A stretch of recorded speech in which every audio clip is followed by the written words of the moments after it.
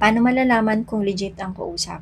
Okay, so number one, malalaman mong legit ang kausap mo kung hindi siya takot mag-video call, na hindi kailangan na schedule ka pa na mag-video call kayo.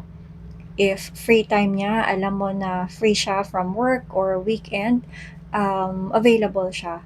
And pangalawa, if hindi siya takot na ipakilala ka sa group of friends niya or sa family niya at interesado siyang malaman or makilala yung family mo, makilala niya.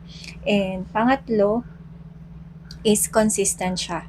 Okay, hindi pwede yung ngayon, available siya, nagchat-chat kayo, or may video call kayo, and then tomorrow and the next day, mawawala siya, and then babalik na naman siya after 2 days or after 1 day.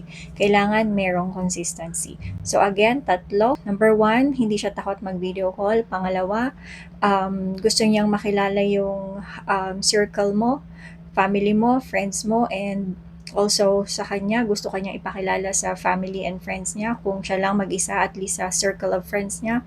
And pangatlo, consistent siya. Thanks for watching. God bless.